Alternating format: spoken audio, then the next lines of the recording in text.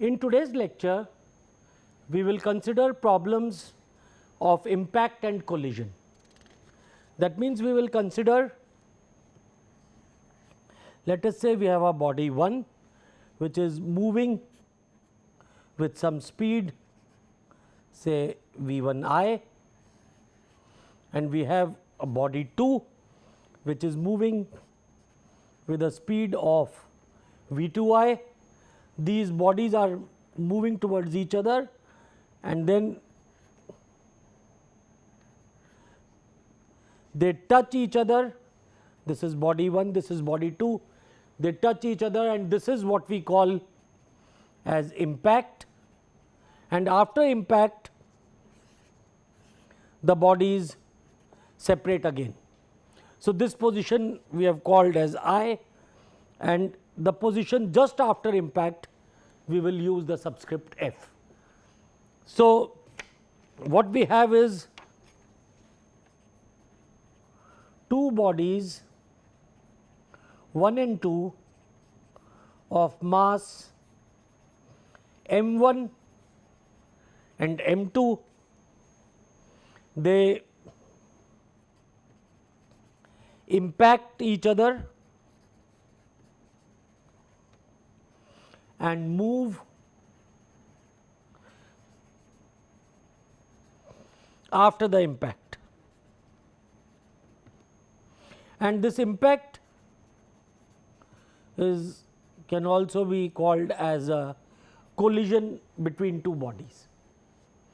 So, what we will understand in today's class is the mechanics of this impact. If we know the bodies are approaching each other, the one body has a velocity v1I, the other has a velocity v2I, can we find the final velocities of these bodies using the laws of mechanics? So, that is what we will see, and what we will realize here is that the impulse momentum principle is the one which we will use to solve these problems. So, this impact, one thing which we will realize, if we let us try to characterize impact, this impact takes place over a very small period of time.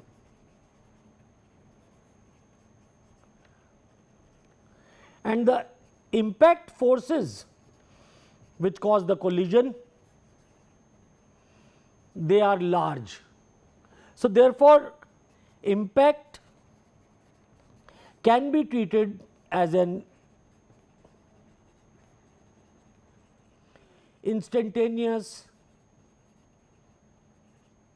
impulsive force, and the analysis which we are going to do will be the analysis of the body just before impact, that is I is the position which we will refer to for just before impact or pre-impact,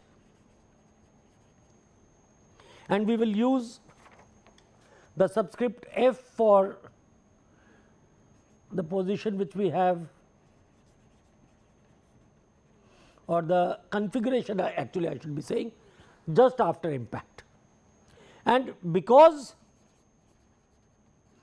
the time of impact is very small, what we will assume is the position of the bodies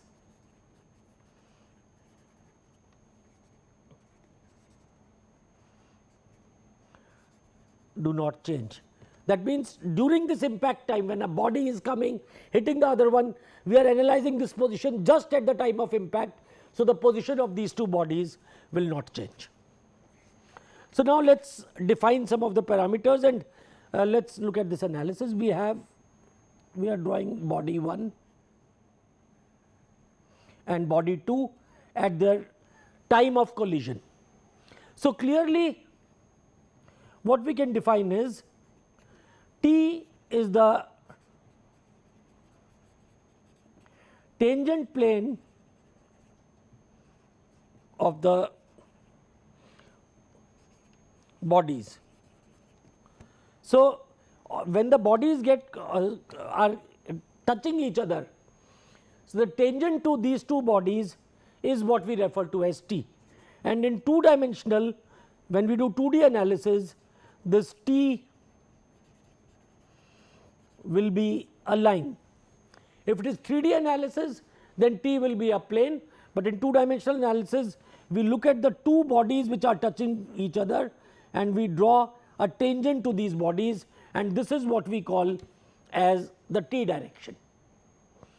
And this, I think, should be very straightforward for each of you to get. The next thing what we do is perpendicular to T. So, we have figured out what is the T direction. Perpendicular to T in this plane is what we call as the N direction, and we will call this as the line of impact. So, these two things are very crucial, finding the tangent plane, and perpendicular to this tangent plane is the normal plane. So, if this is what we have called as T, we draw a perpendicular to T on this, and that is what we call this perpendicular to T is termed as the line of impact, and we use the symbol N for this, and we will realize that this is very crucial to solving the problems. So, that means when we have two impacting bodies, we identify T, the what we call the tangent plane, or we can call it as the plane of contact, and N the line of impact. Now, let us try to analyze some of these things. The impacts we will be talking of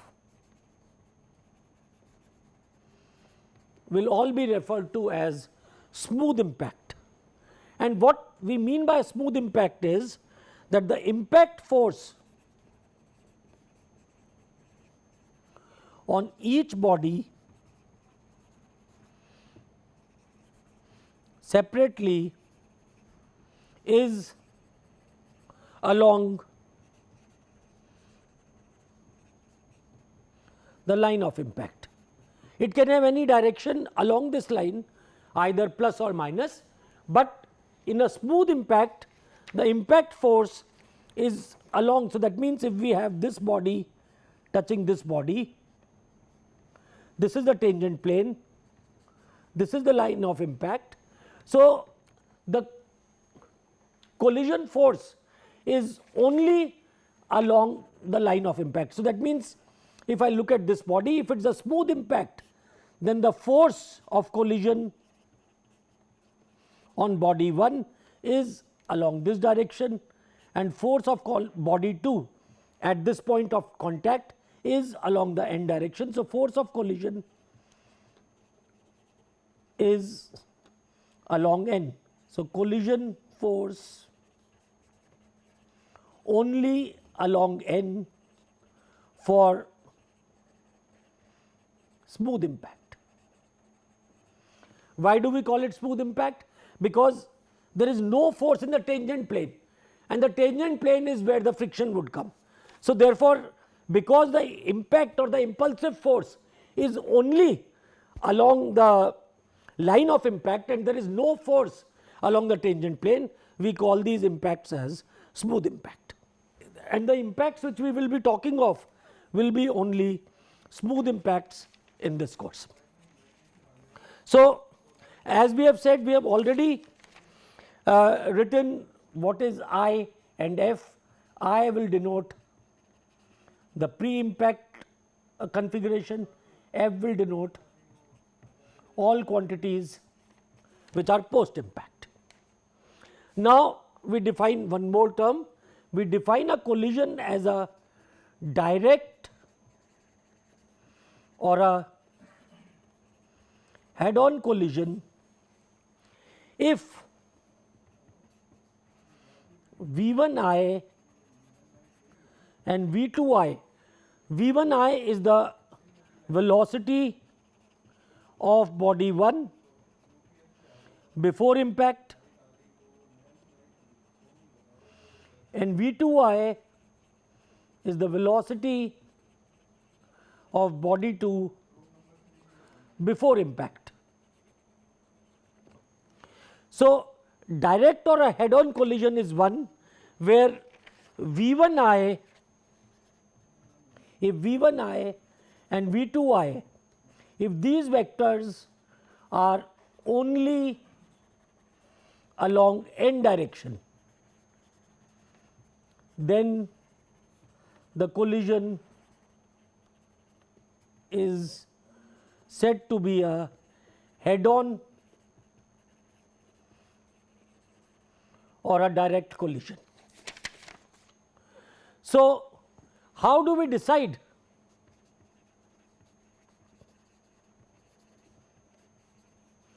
If a collision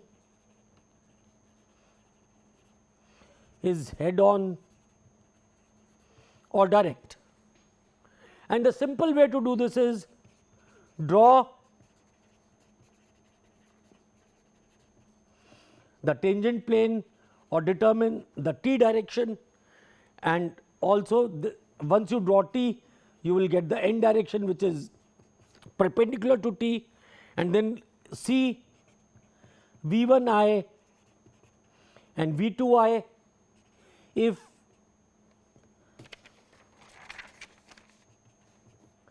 either of V1I or V2I has a component along t which is not 0, then the impact is not direct or not head on, and we call such impacts as oblique impacts. So, that means we have decided this, and what so we have now talked about impact of two bodies, and we have also decided, we have talked of what is a direct collision or a head on collision. So, that means each collision problem which you come across, it will either be a case of direct collision or an oblique collision. Now, let us see in a typical problem. Normally in a problem,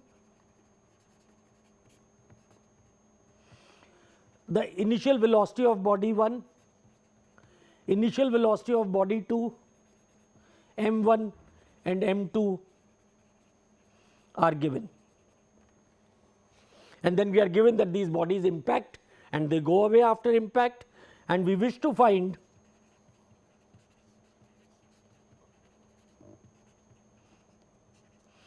V1F and V2F. So, we have two bodies, they come and impact, the initial conditions are given, we have to find V1F and V2F. So, now what we do is, let us do a simple analysis of these bodies. So, let us mentally draw, let us say we have a body 1 coming like this, and we have a body 2, and such a collision as we have shown here, this is a head on collision. I will look at an example of oblique collision a bit later. So, we have this body now. When the body 1 is impacting body 2, during the collision, what we find is there is a force F, and the impulsive force, this is an impulsive force, and the impulse of this we can write it as integral f dt on body 1. Similarly, when I look at body 2, the impulse on body 2 will be equal to minus integral f dt. Why is this impulse on body 2 minus integral f dt? This is because the action and reaction between body 1 and body 2 are equal and opposite. So, the impulse on body 2 will be equal to minus of I. Now, if we apply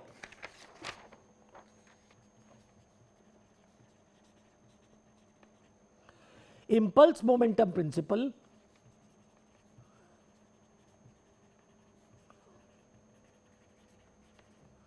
on body 1 first.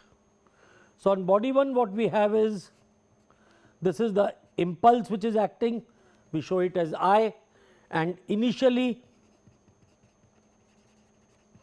the momentum is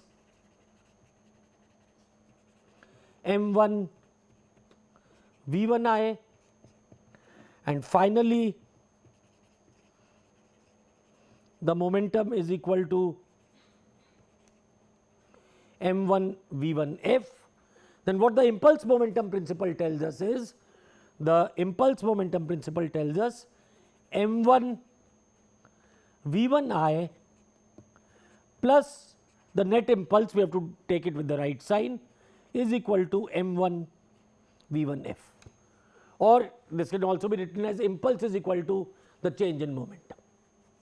So, this is what happens to body 1.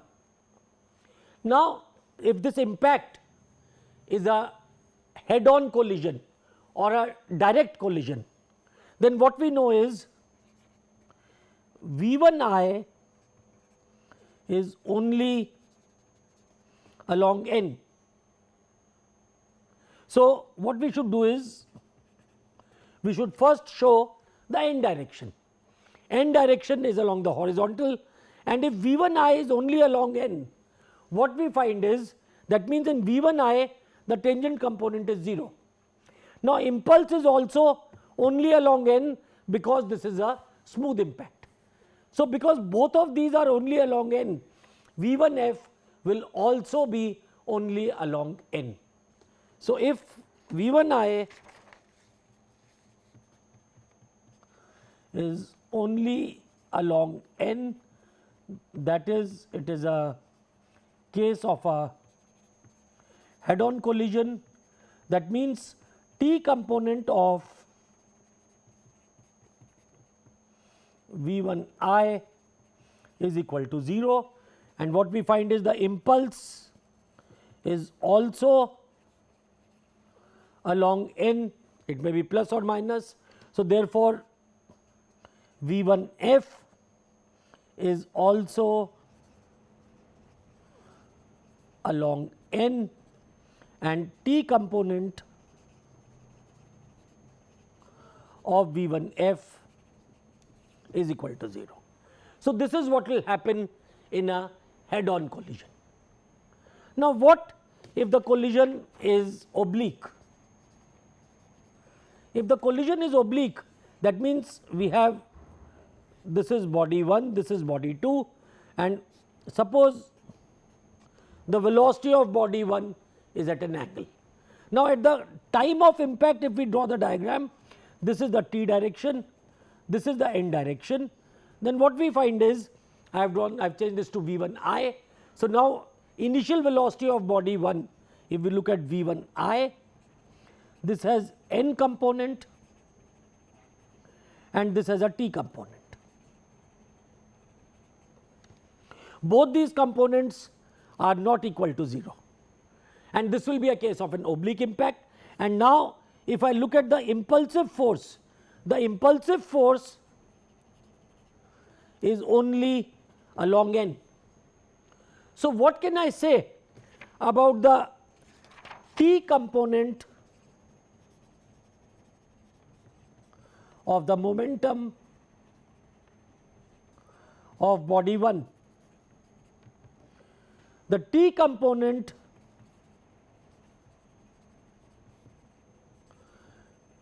will not change.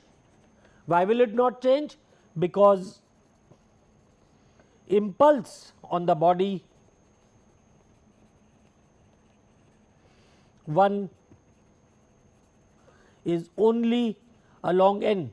So, therefore, what will I get is, if I write v1t initial, this will be equal to v1t final.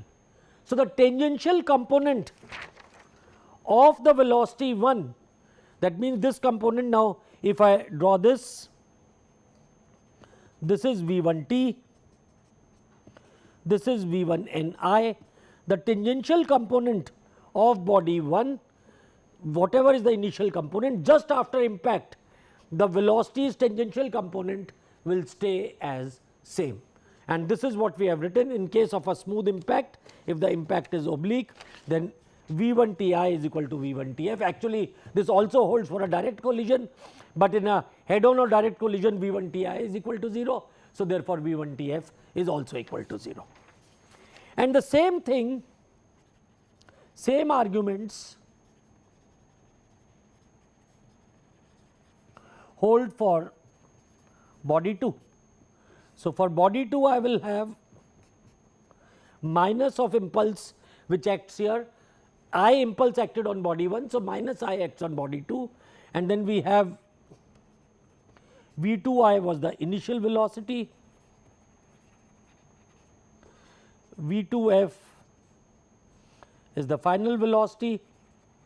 So, again what will happen is, since impulse, this is the n direction, this is the t direction, impulse is only along n, what we get is V2 t initial is equal to V2 t f, and the normal components change. So, now when we write the equations, if we assume it is a direct collision, first let us look at a direct collision. That means our unknowns are, when we solve, we have V1f and V2f which are along n. Now, there are no t components in a direct collision, and so we have two unknowns V1f and V2f. And if I write equation, so for body 1 what we will have is, this is body 1, this was, it is travelling with V1i, m1, V1i, and then there is an impulsive force like this, minus the impulsive force is equal to m1 V1f. V1i is known, m1 is known, impulse is unknown. In fact, this impulse is also a scalar because it is only along the I direction. So, I should remove the vector sign assuming that it is only along n, and V1f is also an unknown. So, there are two unknowns. We write this equation now for body 2. In body 2 we have the impulse acting like this. So, we have m2, and body 2, let us say, initially is moving like this. So, now we are taking this as the positive n direction. So, initial momentum of body 2 is minus m2 v2y plus I is equal to m2 v2f. All the unknowns we will assume them to be along positive direction. Now, notice I have written these equations assuming the right hand n as positive, and that is why I put a minus sign here. Now, if I count these equations, V2f is also an unknown. So, now when you see these equations, then this I has already been counted. We have one unknown I, the second unknown V1f, and V2f is the third unknown. There are only two equations, and so that means we are one equation short. Another way of writing this is, we write the momentum equation in the n direction for both the bodies together. So, we consider a system considering bodies 1 and bodies 2. So, this is the alternate approach. If we put both the bodies together, then what we find is initial momentum. So, we are talking of a case, this is V1i, this is coming with V2i, and these bodies are hitting each other and then they go. We call this as the positive n direction, and V1f and V2f we assume positive along n. If we get anything with a minus sign, that means it is along minus n. So, if we write the initial momentum along n direction for both the bodies put together, this will be equal to m1 v1I minus m2 v2I. This is along n, and for both bodies put together, the impulse for both the bodies as a system is equal to 0, because there is an impulse of I on body 1, impulse of minus I on body 2. When you add these two is equal to 0. So, that means the momentum of both bodies along n direction must be conserved, because there is no impulse. So, what we get is m1 v1I minus m2 v2I is equal to m1 v1f plus m2 v2f. And once again we find this is just one equation and there are two unknowns. So, these are the two unknowns and there is one equation. So, we are one equation short. And typically in these problems when we are one equation short, we need some extra information. So, we need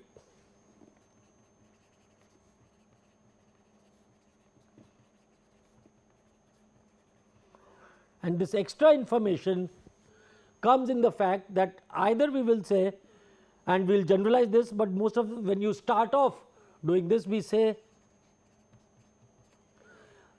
we talk of a collision as either an elastic collision or fully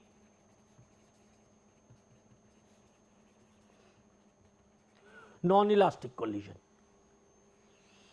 And the general expression for this, we can express it, and I am going to do it in that way. We express it in terms of an empirical quantity, and this quantity is termed as coefficient of restitution, and the symbol which we will use for that is E. So, we will talk in terms of a general expression as how things will be in terms of E, but when we talk of an elastic collision, this will mean that the value of E, which I am going to describe now, explain now, will be 1. For a fully non-elastic or a plastic collision, E will be equal to 0, which will mean that both the bodies will move with the same velocity just after collision. That is the case when E is equal to 0. So, let us try to explain this term E, but what you will also find is when we talk of elastic collisions, in an elastic collision which corresponds to E is equal to 1,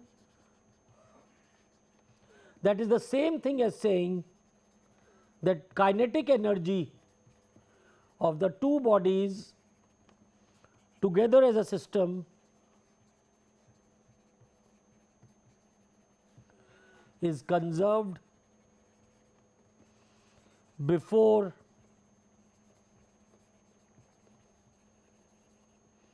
and after collision. So, we will see the meaning and the mathematical implications of this, but if a collision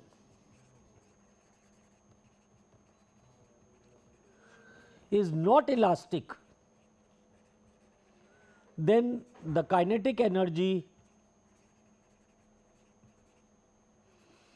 post collision is less than the kinetic energy of the two bodies pre-collision, and this extra or the lost energy which is there in non-elastic collisions may be converted to sound or internal energy of the two bodies and may show up as heat.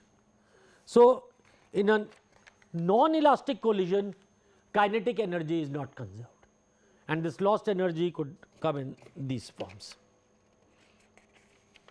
In elastic collision, the kinetic energy is not lost, it is conserved. Now, as we said, the completely inelastic collision is the case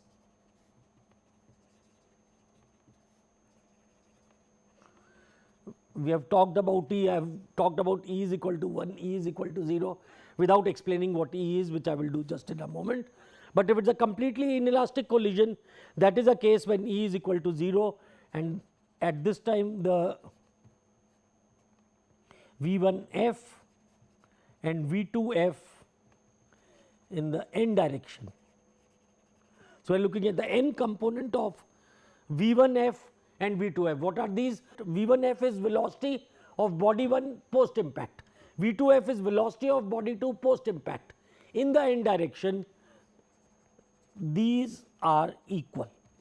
When E is equal to 0, then V1F n component of V1F is equal to n component of V2F. F means we are talking of just after impact, both of these velocity components are equal, and this is the case of E is equal to 0. Now, how do we work out what is E, or coefficient of restitution? And this, as we said, is an empirical quantity. It will be given to you, it depends on the two surfaces between whom the impact is taking place, and the way we write E is equal to, let us understand this very well.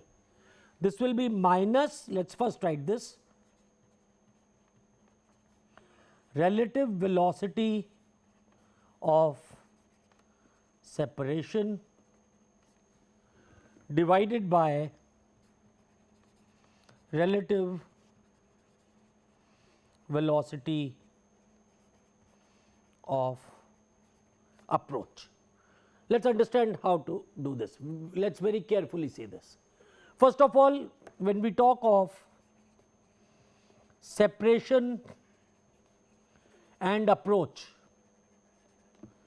so separation will mean when the bodies are leaving. So, this is separation. Approach is when the bodies are coming together, for the case which I have done. So, separation is always post impact and approach is pre impact.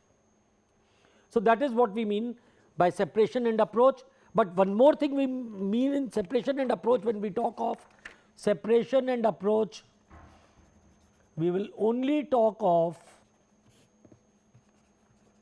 the n component of the velocities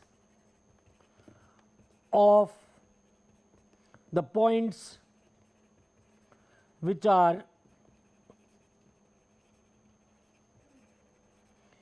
impacting each other.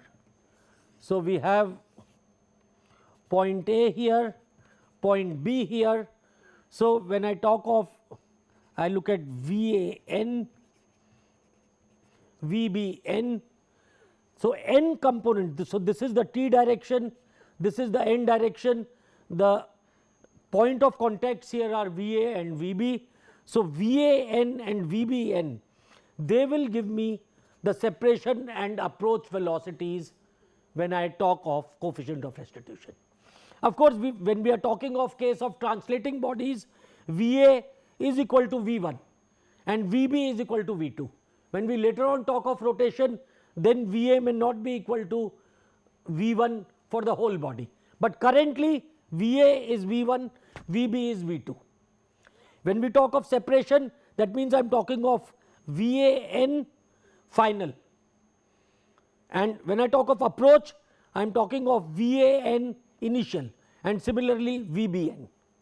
Now there is one more term which I have written here, relative velocity. Now let us understand this also. When I say relative velocity of separation, let us understand this. So this is point A, this is point B, and this is just after impact, let us say, and what we have said is post impact we have assumed if this is the end direction, everything is positive. So now when I talk of relative velocity of separation, then what I am talking of is Va final n component minus Vb final n component. Let us understand this. Relative velocity always means Va minus Vb or Vb minus Va. So I have taken A as first. Both these velocities are along the positive n direction, that is what we have assumed because we do not know their directions. So relative velocity of separation will be Vaf n minus Vbf n component. Is that clear? Let there be no confusion about this.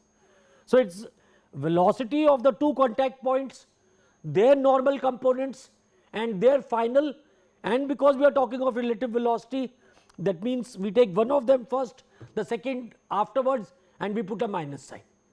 So this is relative velocity of separation. Now for the problem which we have done, let us look at, so that means for the given problem which we had, which means we had mass m1 coming with V1I, mass m2 coming with V2I, this was V1F unknown, this was V2F unknown. So that means now here let us write relative velocity of separation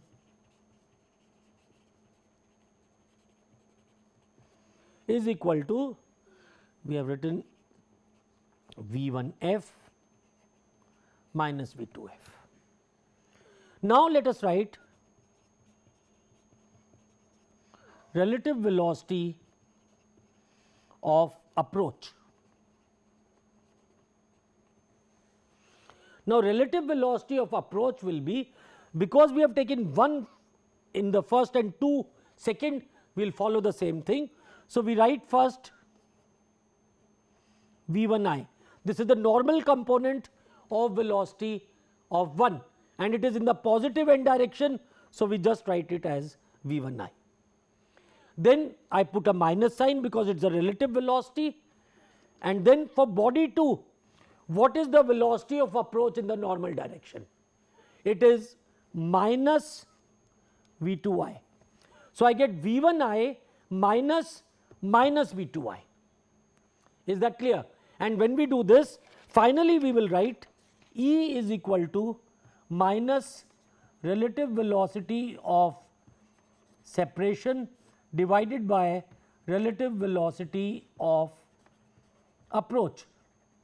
So E will be equal to, now we have a velocity of separation, so first we put minus of V1, so velocity of separation is V1F minus V2F, so minus of V1F minus V2F divided by relative velocity of approach is V1I minus V2I, so this becomes V1I plus V2I, because it is given to us V2I is in the minus n direction and we have already accounted for this. So from here what we get is E multiplied by V1I plus V2I is equal to V2F minus V1F, where both V2F and V1F have been assumed to be positive. So this is what we get for the problem where we started with using the coefficient of restitution. So, once we have this, so let us now write this equation. Our equation was m1 v1I minus m2 v2I, this was the initial momentum, is equal to m1 v1f plus m2 v2f. This is what we had, and now to that we add the second equation. We add E is equal to v2f minus v1f divided by v2I plus v1I. So, now this gives us the second relation. Now, we have two equations, equation 1, equation 2, and we have two unknowns, v1f and v2f. So, what we can do is we have this relation. So, from here what we can write is v2f is equal to v1f plus E times v2I plus v1I. This comes from equation number 2, and this we can substitute in 1. If we substitute in 1, so we will get m1 v1I minus m2 v2I is equal to m1 v1f plus m2 times v1f plus E v2I plus E v1I. And now we can work this out. When we work this out, what we will get is, we work out separately, we simplify these expressions, we will get v1f is equal to m1 v1I, and then we have minus m2 times v2I plus E times v2I plus E times v1I divided by m1 plus m2, and v2f is equal to m1 times v1I plus E times v1I plus E times v2I minus m2 v2I divided by m1 plus m2. You do not need to remember these formulas, you just apply these equations and you can then work out these different type of problems. Now, you will get many simplifications, when you work these problems out, there will be many simplifications. You will have cases, for example, m1 is equal to m2. If m1 is equal to m2, then these will go away, in the denominator you will just be left with 2. m1 and m2 are equal, so you will get a 2 in the denominator, you will get this. Okay. Then you could talk for a case of elastic collision, you put E is equal to 1. So, if you have an elastic collision, put E is equal to 1. So, this will become 2 times v2I plus v1I, this will become 2 v1I plus v2I minus m2 v2I, and so on. And if it is a plastic collision or totally inelastic collision,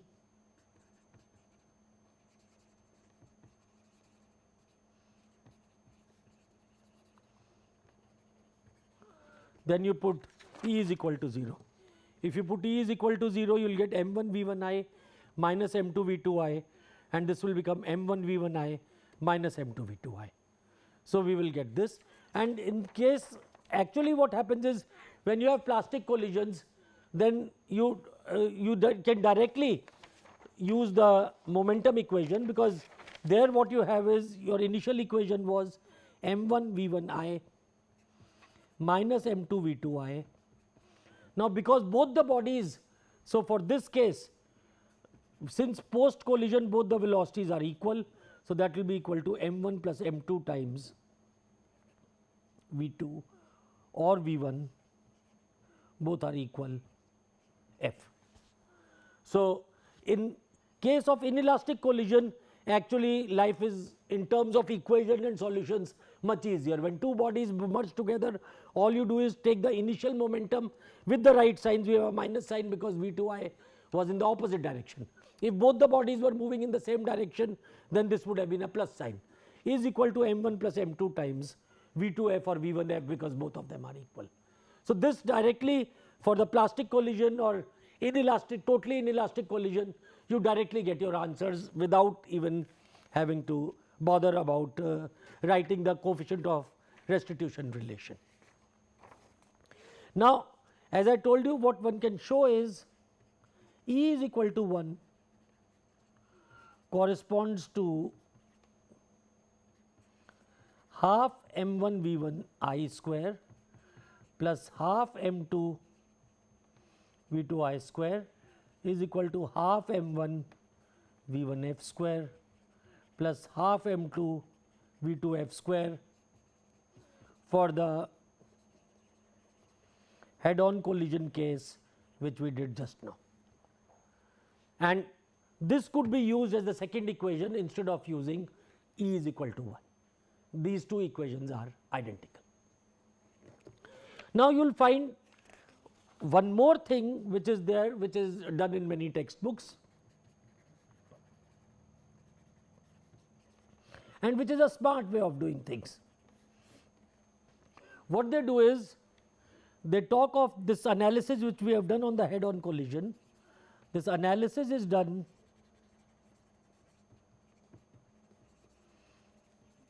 assuming V2I is equal to 0. So, that means this could be a case, first of all we have a ball moving with V1I hitting with this and V2I is equal to 0. Clearly for that, this is the case which is being dealt with. But even if V2I is not equal to 0, as the case which we have done, then we can change, we can do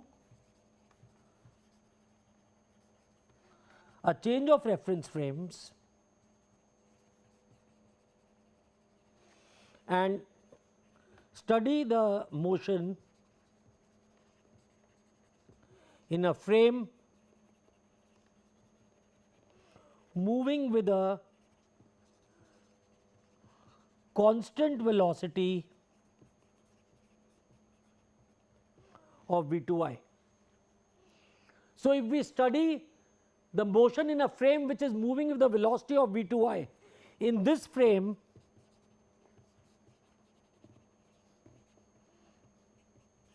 V2I is equal to 0 and V1I will become equal to V1I minus V2I. So, that sort of a change you have to make. V1I in the new frame is equal to V1I minus V2I, but the advantage of this will become that V2I becomes 0. Now, the question which you may ask is, will Newton's law hold in this reference frame? The question is very logical, we have to answer this. Will, if Newton's law, because Newton's law are valid only in an inertial frame of reference. And where are we using Newton's law? We are using Newton's law in the impulse momentum relations. So, therefore, if Newton's law is valid, then our equations are valid. Now, the answer to whether Newton's law are valid or not comes from the fact that we are talking of a frame which has a constant velocity. So, this frame is also an inertial frame, therefore, Newton's law will be valid.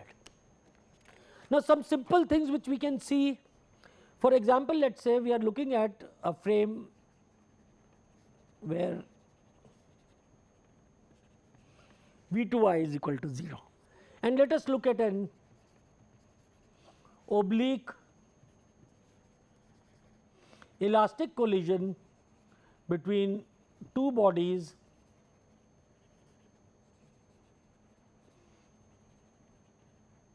of equal masses. So, this is body 1,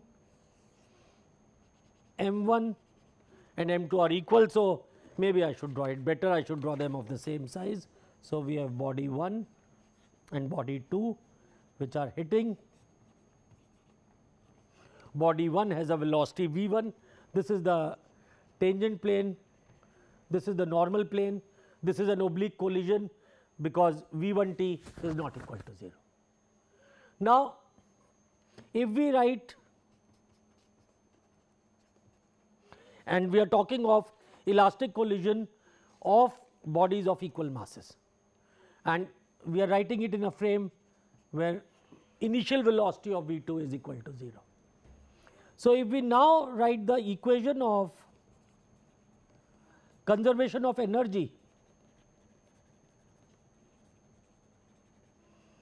what we will get is half m1 v1 square is equal to half m1 or half m1 v1 I, let us write it. So, we put I also, half m1 v1 f square plus half m2 v2 f square.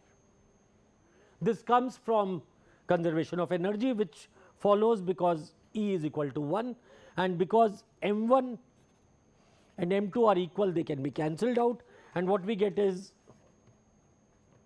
v1 I square is equal to v1 f square plus v2 f square. So, for example, in this case this was v1 I, then v1 I square is equal to, so now after the collision, if v1 f and v2 f are the two velocities of the two bodies, that means suppose if ball 1 is going like this, this is v1 f, then what we know is, because actually in fact this would be a wrong way, let me draw it again, because that will definitely not work, because v1 I square is equal to v1 f square plus v2 f square, that means these three form a right angle triangle. So, if this is v1 I and if this is v1 f, then v1 f square and v2 f square, sum of these two is equal to v1 I square. So, this is a right angle triangle, which means that v1 f has to be perpendicular to v2 f. And so, what we can get from here is that the two velocities v1 and v2 will have to be perpendicular to each other post impact. So, if there is an elastic impact, an oblique impact of two bodies of equal masses, then what we have shown by here is that post impact these two velocities v1 f and v2 f have to be perpendicular to each other. So, these sort of conclusions one can draw and one can get here. So, now we have seen the basic principles of law of conservation of impact and collisions. Now, one more thing let us see, and the last thing which I want to show in these equations is that suppose if body m2 is very massive, that means m2 is much bigger than m1. If m2 is much bigger than m1, where would we have a case like this? This case would occur when body 2 is something like the, so that means body 2 could be earth. We talk of throwing a ball on the surface of the earth. Now, here let us look at these equations. We have derived this, v1 f is equal to this, v2 f is equal to this. Now, body 2 is very large. So, what we do is, whenever this is the case, let us, we have this relation, let us show this, is equal to, I will do it for one body, m1 v1 I minus m2 times v2 I plus e v2 I plus e v1 I divided by m1 plus m2. So, now what we do here is we divide RHS numerator and denominator by m2. So, what we get here is this becomes equal to m1 by m2 v1 I minus v2 I plus e v2 I plus e v1 I divided by m1 by m2 plus 1.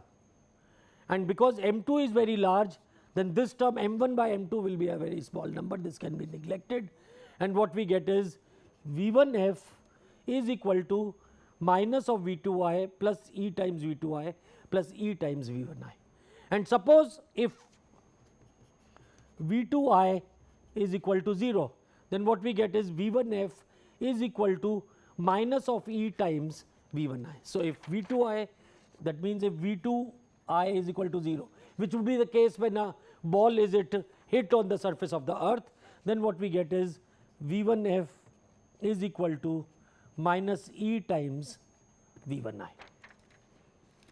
And similarly, when we look at the equation for V2f, that will become equal to minus of V2I. So, V2f will become equal to minus of V2I, and if this is 0, then of course it does not matter, otherwise V2f becomes equal to minus of V2I. So, this is how one can work these equations. Here again what I have done is taken this, divided everything by M2. So, we can get our relations like this. And in the next class what we are going to do is we will look at some of these problems involving a single particle, where we will be using different methods. Methods we have seen are method of energy conservation, kinetic energy plus potential energy is equal to work done by other forces. We have seen the method of law of conservation of momentum, and how initial momentum plus impulse is equal to final momentum, and combination of these, how do we use them to solve complex problems in single particle mechanics. That is what we will do, and that will bring us to an end to mechanics of a single particle. And what conceptually we will do in the lectures after that, after we do some examples, will be problems of rotation, talking about what is a rigid body and mechanics of a rigid body, which is referred to as rotation and problems of rotation.